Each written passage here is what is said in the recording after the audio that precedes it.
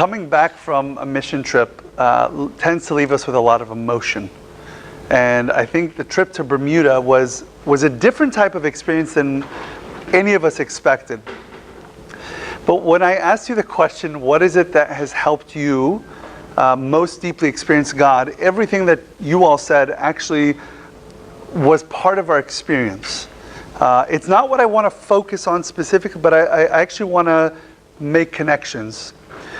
Because I think there was certainly difficulties that we experienced while we were in Bermuda. There were challenges, there was some suffering that was there, that we felt like allowed us to draw closer to God. There was just being able to stop and pause and look around at God's creation and appreciate it. Also helped us just to, like, we were mind blown by all of the different things that we saw, and we're like, God made this. Like, from the sunset to the beautiful waters. I mean, it was gorgeous. And being able to take quiet time, that alone time in the midst of nature, also really helped tremendously. I think one of the things that struck me most, it's not what I want to talk about this morning, but it was about the importance actually of fatherhood. And one of the things that I value myself so much is God's fatherhood to me, and also the spiritual fatherhood that I've experienced myself in so many of the priests here in throughout the U.S., but really that I've experienced most recently here in New Jersey, because over in Bermuda they're lacking that right now. They're lacking that, and it's left a void in their lives. Everything that each of you mentioned, I could very easily give an entire sermon on how that was a lesson in and of itself from our experience in Bermuda. But what I really want to talk about is a little bit different. So my first mission trip was back in 2005. And by the end of the trip, half the group was saying that they wanted to move to Africa. And I would say during our trip to Bermuda, it took about 48 hours for people to say, we want to move to Bermuda. And people were already making plans, looking for how they get citizenship, residency, how they're going to be able to afford the additional cost of living. And it's actually a similar phenomenon that people have experienced when they go on a retreat or when they've gone to monastery trips. Okay? I have anyone know what these are here? Anyone know what these are here? Oh, those are not ninjas. Okay, they're monks. Yes, good. Thought I heard someone say ninjas. No, they're not ninjas. Okay? So, same thing that people experience on retreats, that experience on mission trips, they experience when they go to monasteries. I had a young woman recently tell me that as she got older, she said, I want to be a monk. And I said, you mean you want to be a nun? And she says, no, I meant monk. I don't want to be a nun. I said, why do you want to be a monk and not a nun? She goes, I want to be a monk because women are catty. And I like the monastery and the way people are, the monastery down in Texas. Okay? And what she was really saying, and I kind of helped her to understand, no, you're not going to be a monk, first of all. She said, well, and she gave me the story of Saint Mina or Saint Maria, whatever, right? She gave me that story, and she said, well, it happened for her, and it can happen for me. And after all was said and done, kind of what I was helping her to connect the dots on was the issue is not the monastery, it's not the retreat, it's not the mission trip, it's what we experience in each of those places and what we do when we're in those environments that help us most, and that oftentimes we fail to bring back with us. Okay? It's not, let me tell you something, it's not Bermuda, it's not Africa. It's not a piece of desert in the middle of Egypt or in a lakeside in Texas. It's not going up to the Poconos in Pennsylvania.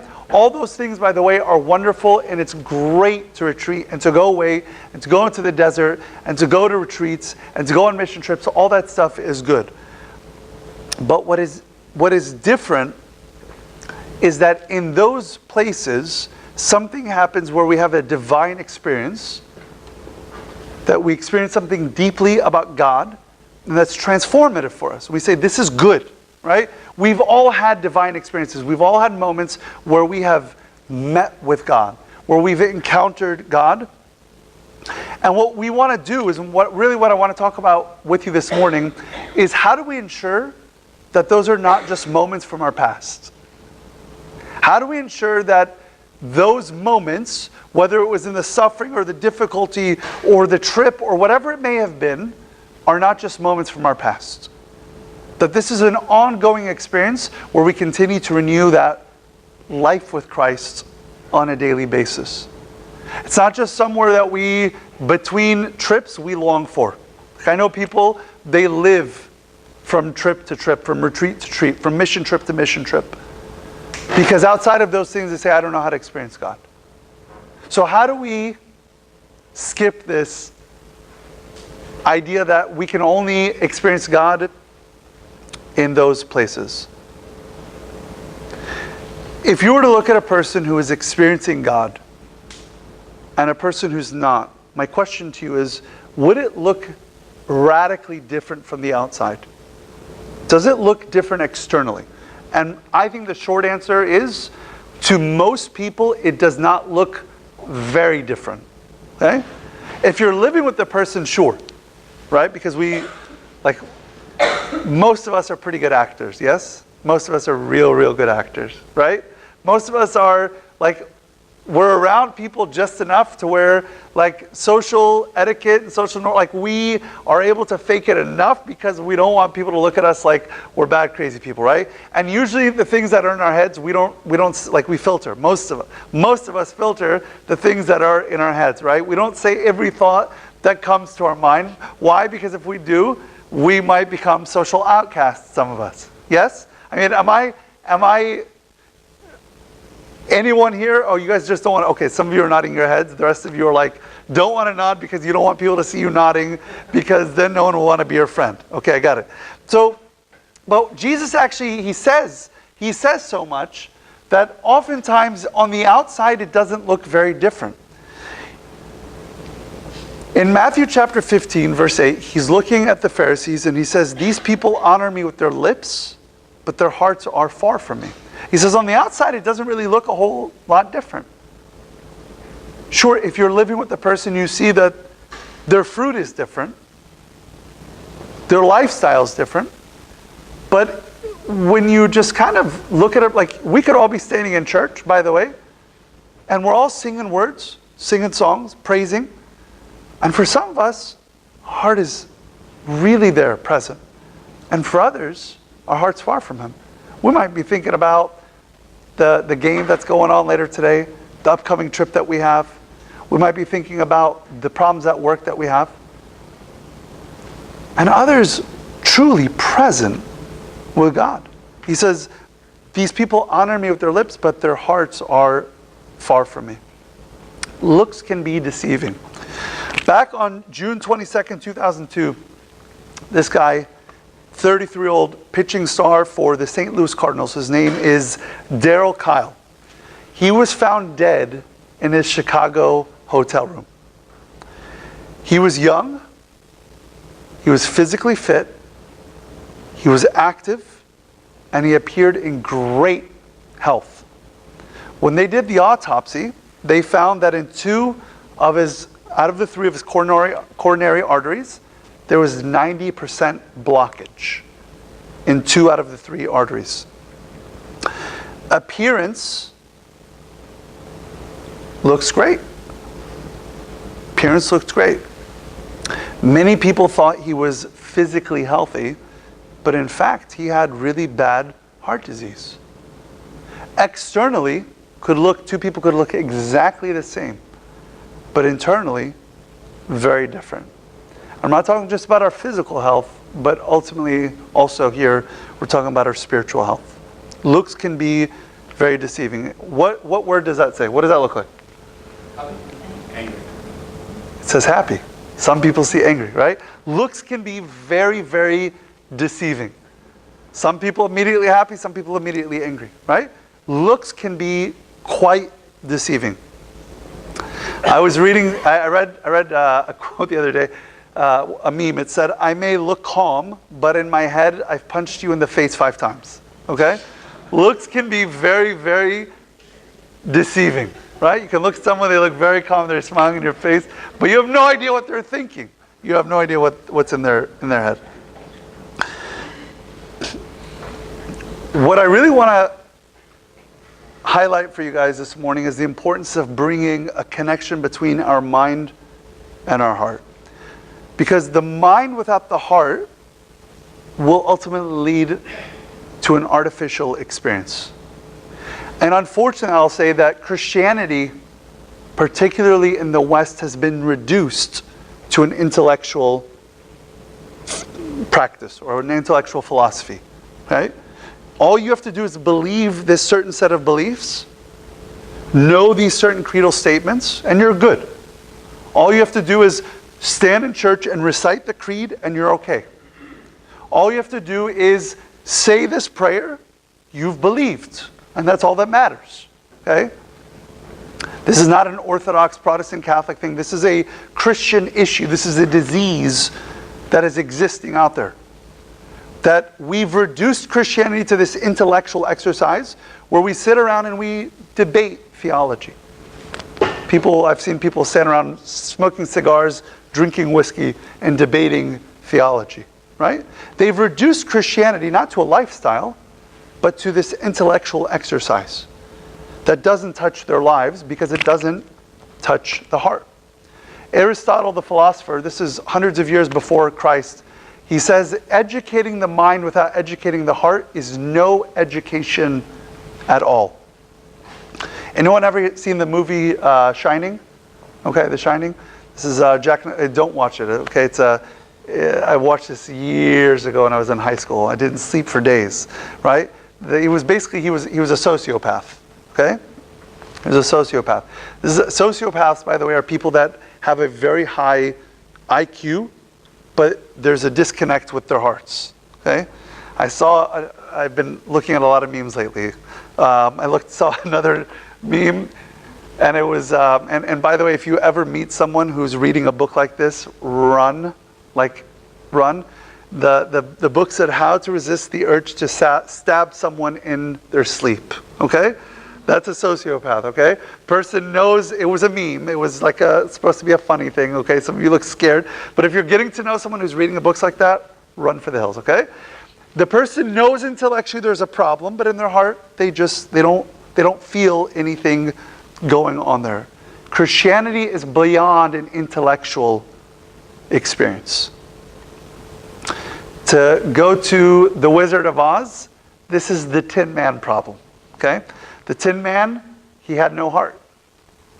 Tin Man Christianity is dry, it's cold, it's lifeless. It knows everything, but there's no heart that's there. Adversely, the heart without the mind is scarecrow Christianity.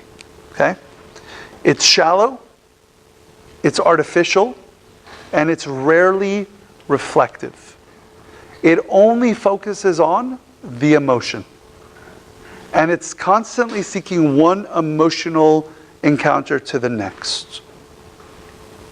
Romans chapter 10, verse 2, St. Paul describing the church, he's saying that some of these people, he says, they had a zeal for God, but not according to knowledge. Some people hear the first part about the mind without the heart, and they say, it doesn't matter, just as long as you love God with all your heart, that's all that matters. But in fact, Jesus says, love the Lord your God with all your heart, mind, soul, and strength. Yes? So it's not one or the other, it's both.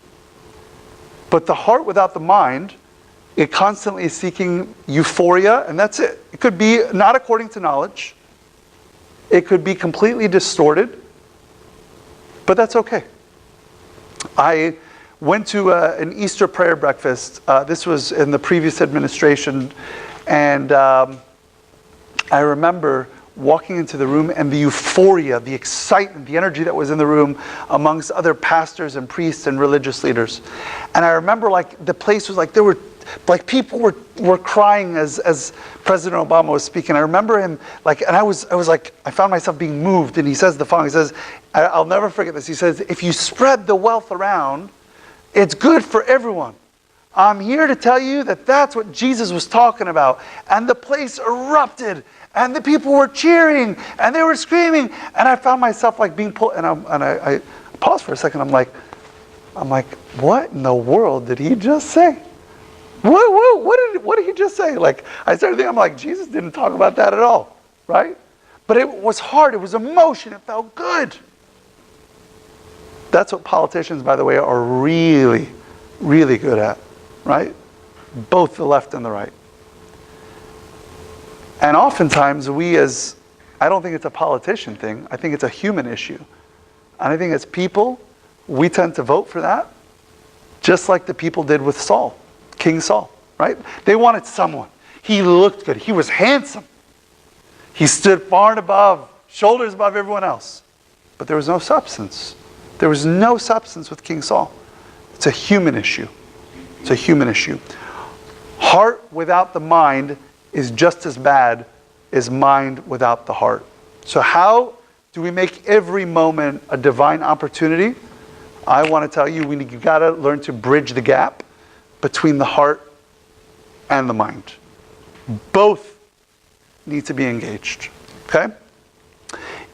Externally, it may look the same, we said, but internally, I want to say, like, if you were to ask yourself the question, does it look the same? Externally, maybe not, but internally, it might look very different.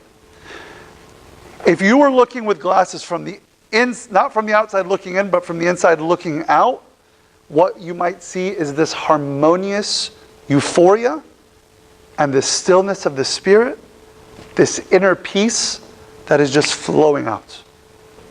Might look the same.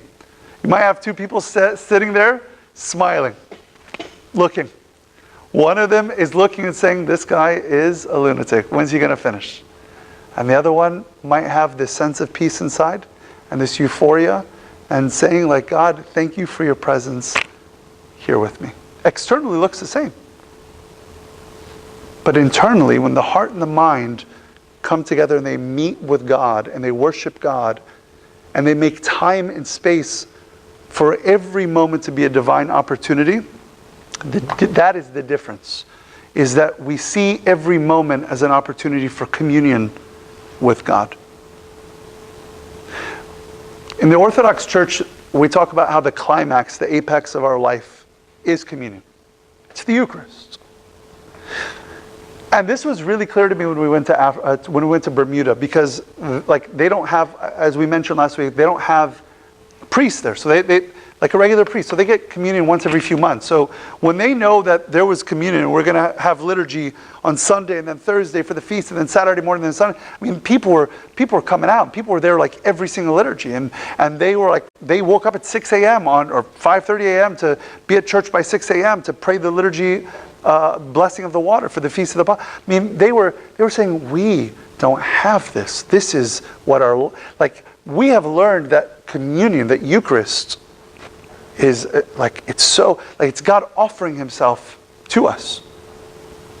But I fear that sometimes what we do is we reduce communion with God as an event that we go to rather than a way that we live, of which the Eucharist is the apex. Does that distinction make sense for you guys? Sometimes we reduce communion with God as I'm going to receive communion and then I leave and then everything is back to normal. Okay? But communion is not just an event that I go to. It's the event of my life. It's something that I'm encountering on a daily basis, on every given moment. The big idea that I want to leave, that I really want to drill home this morning, is that we've got to be purposeful with the present moment. This moment just looks different, feels different, certainly tastes a little bit different, quite different than what happened about 45 minutes ago, where you were actually receiving the Eucharist, you were receiving communion. This moment itself is an opportunity to meet with God. It's a divine moment. It's a sacred moment. When you go to bed at night, tonight, that's a sacred moment. When you lay your head down on the bed, That's a sacred moment. Married people, as you climb into bed together, God tells us, the scriptures tell us in Hebrews, that the marriage bed is like an altar. It's like and that's actually how the church fathers viewed marriage. They said that's a sacred moment where the husband and the wife, they offer themselves to one another. When you go to work, any of us, that's a sacred opportunity to serve and to work and to labor. I just met someone yesterday that I was walking by a Subway restaurant, and this couple ran out. They're like, Abuna, we just bought this, and you got to come in. You got to say a prayer and a blessing for us. So I walked in, and I was encouraging them. They said, you're absolutely right. I said, this is not just like your prayer and your hope should be in your place of business, that people enter here, they're not just filled physically with their stomachs, but that they're filled spiritually. They're filled spiritually. Fill this space with prayer and with God's grace. Let people be nourished by something different. And I promise you they'll come back. Okay? Don't do it so that they'll come back. Okay? Don't do it for business purposes, but do it because your vocation as a Christian is to make every opportunity an opportunity to commune with God. Someone said it once nicely. They said, only the present moment contains life. Only the present moment contains life. We oftentimes look and live in the past, or are always looking to the future. But I want to tell you, now, this present moment is the moment where you can experience life. I was in shock, and I say this, and I'm always reluctant to say this, because I think sometimes people hear this and then it gives a sense of fear. And I don't think it should. It shouldn't invoke fear. It should invoke like a sense of soberness, sobriety, awareness. But I was struck by the news of Bishop Epiphanius. He's in very good health. I don't know if it was the reports that we're hearing are true, that he was killed, or if he died of natural causes. But it's sobering. Like, this moment may be my only. That was my drive this morning, thinking, Lord, like, this moment could be my only moment that I have. And it shouldn't invoke terror or fear. It should invoke like a sense of purposefulness. Okay? I want to finish up with two main final thoughts for you. The way that we are purposeful with the present moment is, number one, is by being present. By being present. Being present in prayer, being present in our quiet time, embracing the present moment that contains that divine experience. It's not about saying, I'm going to do this so that in 5 years, listen, I have my 5-year plan. But my 5-year plan has been written down. I check on it from time to time. But I seek every opportunity to live in the present. Say, God, what do you want from me today? I have a friend who drives me crazy, because this friend always tells me, like, I'll ask the question, what's your plan for tomorrow? And the friend's response is, I don't know, I'll see what the Holy Spirit wants for me. Drives me nuts. But the friend is absolutely 100% on point. Okay? They have certain responsibilities that they've got to do, and they take care of those. But it's about being present with God and seeing every opportunity as an opportunity to meet with God. Avoid being consumed by the past or chasing the future, but rather seek God in the here and now. In 2 Corinthians chapter 6, verse 1 and 2, St. Paul says the following. He says, we then, as workers together with him, also plead with you not to receive the grace of God in vain. For he says, in an acceptable time. We say, I want that acceptable time, right? In an acceptable time I have heard you, and in the day of salvation I have helped you.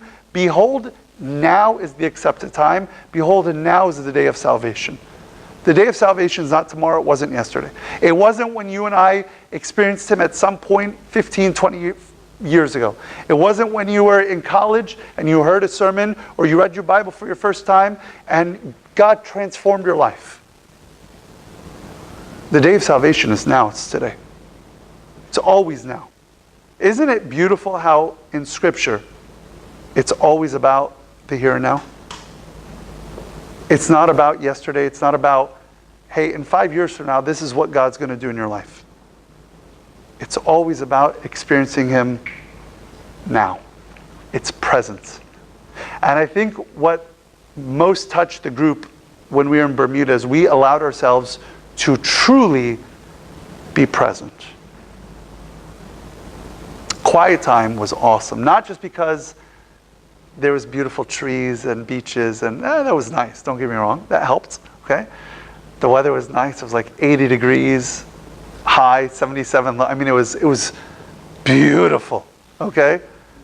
But what made it really beautiful, quiet time, really awesome, was that we allowed ourselves to be present, and there wasn't this constant distraction of chasing the next thing.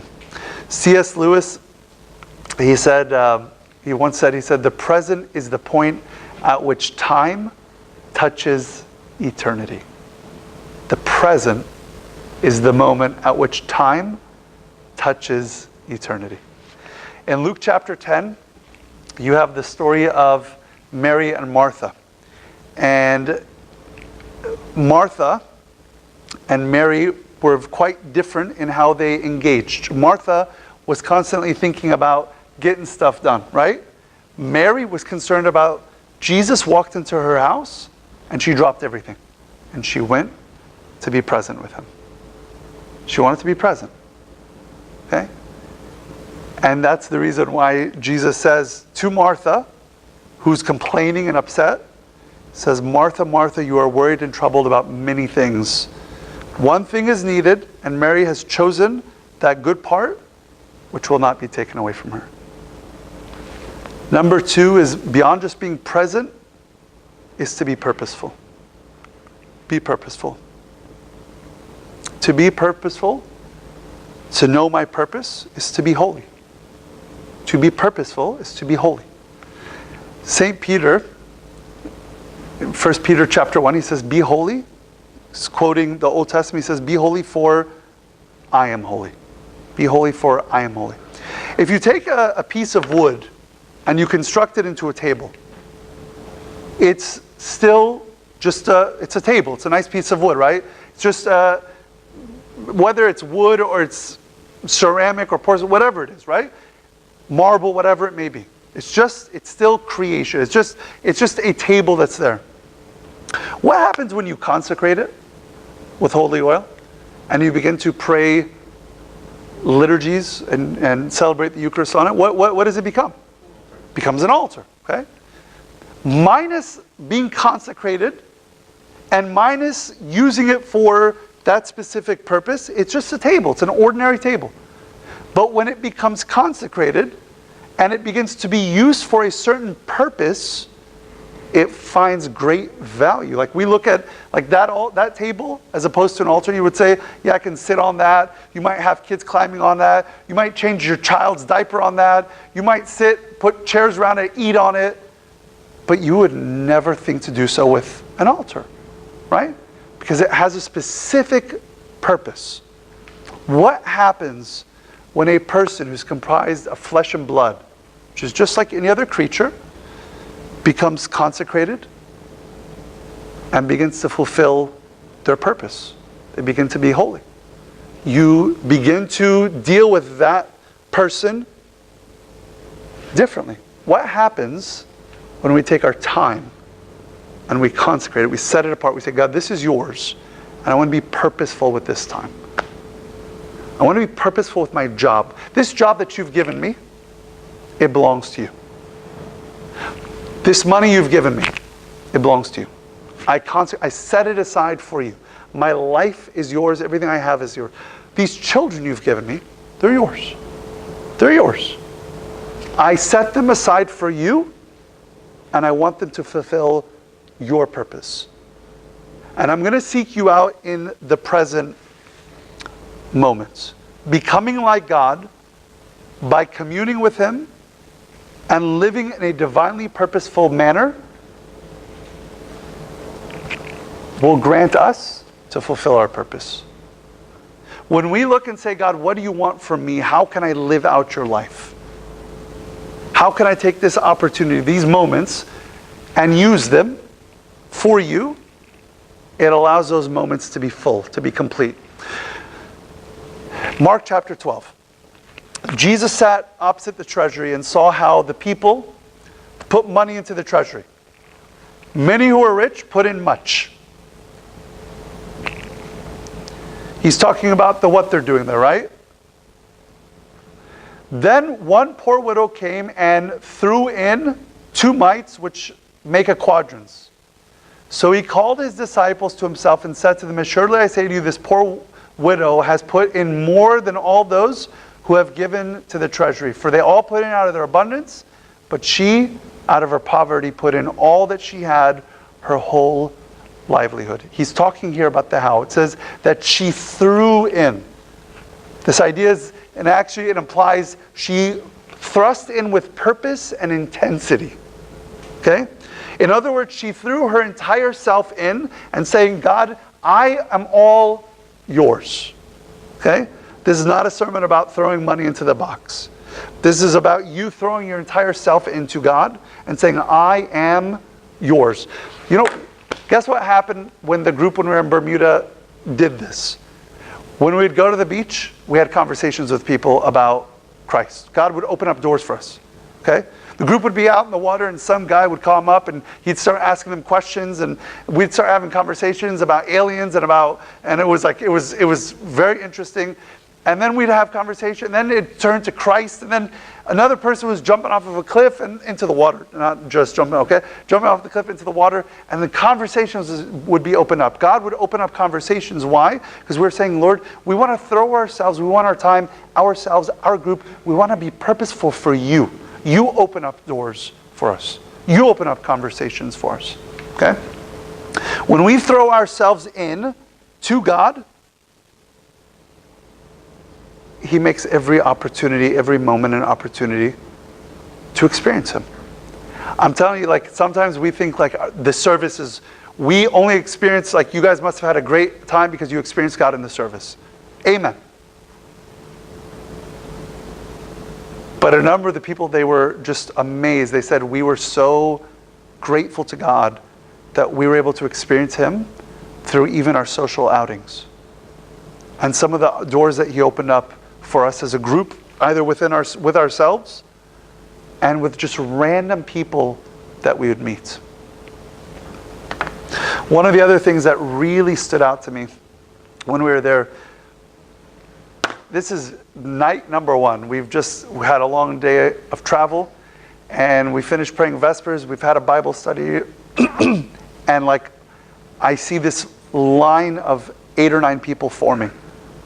And the first one jumps up, grabs me, and walks me right up to the altar, stands right in front of the altar, opens, they have like a book that helps them kind of guide for confession. They say, "Abuna, I need to confess." And they begin. There was no, "Abuna, can I have a minute of your time?"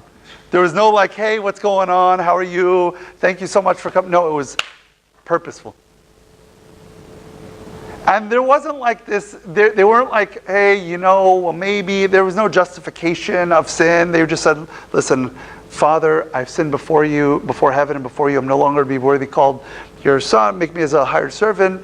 And Abuna, please pray that God would forgive me for," and they'd begin to confess. And at the very end, they would bow their head and they would, if I had some offering, like spiritual words to offer them, great. And they were like listening attentively. And then they would bow their head so I could pray for them, and that was it. Like, they were purposeful with their they were purposeful about their, like, that struck me mightily. They were deliberate, they were purposeful with their time. I want to wrap up with one final thought for you guys. We got back from Bermuda, and you know, anytime you go on a trip, your heart is still in a certain place where you've experienced something that's deep, that's emotional, that's transformative. So, anyway, like it took me a couple days, and I said, "You know, God, if there's, like, I want to be of use to you, not just in the church, but you open up doors, open up conversations when I'm out, and just, Lord, my life is yours. I want to throw myself into you. Let me just give you a quick background before I jump into the story. So Paul has been working on a film that he's producing, directing. It's going to be coming out soon. And he's invited me, given me the opportunity to share with him and to be a producer in the short film. Okay, so that'll be coming soon. Stay tuned for that. But earlier this week, I walked into T-Mobile because my phone has been a mess, and I needed a new phone. And so I went in, and they're like, well, I went through the whole negotiation. Now we've got to transfer information from one phone to the next. And usually when we're out somewhere in public, what are we doing? We're on our phones, right? We're on our phones. We don't talk to anyone. We don't look at anyone in the face, right? But I'm sitting there, and it's like going to be 35 minutes. So I just grab a seat at the chair, and I'm looking around. And first, I'm walking around looking at things that I can shop for. I need more accessories, right? So then I go and sit down at the table, and I just close my eyes for a minute. I said, Lord, this moment is yours. This time is yours. Use it as you will. About 3-4 minutes later, this guy comes and sits at the table with me, and I said, hey, what's going on? How are you? They really hook you in. That was all that it took. And then we started talking for the next 45 minutes. In the midst of that conversation, we started talking about school, and then he asked me where I went to school. Told him, he said, where did you study? And I told him I studied science. And then he looked at me and goes, how do you reconcile science and faith? And we sat for 45 minutes talking. And at the very end, I said, why don't we get together for coffee? And he said, sure. So we swapped numbers. And I disappeared. I walked out. I sent him a text. I said, hey, maybe we'll see you at some point in the future. Why don't you, maybe you can come visit us in church. So just so we know that when I say that every moment is a divine opportunity, an opportunity for God to use, 48 hours later, I get a text message from Paul. And Paul's message says something to the effect of, and it's from this guy, by the way, who I just had a conversation with. He says, hey, by the way, I was looking on your site for your short film, your film, Noon, and I saw that the producer's name is Father Michael Sorial. By the way, I just ran into him randomly at the T-Mobile store. He says, I guess there really are no things that are chance, right? And I tell you this because I think sometimes we think like we're just out in public and we've got to run errands and whatnot. I'm telling you, every moment, and we've been in touch this whole week, okay? Every moment is a divine opportunity. And I felt like, and every moment is not going to be like what happened this week, but I felt like God was giving me that so that I could be assured, because sometimes all of us, we have the question marks, really, God, are you going to really use me when I'm going to change my phone? Are you really going to use me when I go to the Home Depot to pick up lumber? Are you really going to use me when I go to the grocery store, right? Is there really a divine opportunity when I'm standing in the customer service line at the grocery store or at the mall, right? Is it really a divine opportunity when I get a phone call from a customer service agent or a telemarketer? Is every moment really a divine opportunity? And I would say if we allow ourselves to be present with God and with one another, and we are purposeful, and we understand we have a purpose, every moment is a divine opportunity. Every moment is a moment to experience God, and it's from that when you're on the inside looking out, that your world looks very different. Any questions?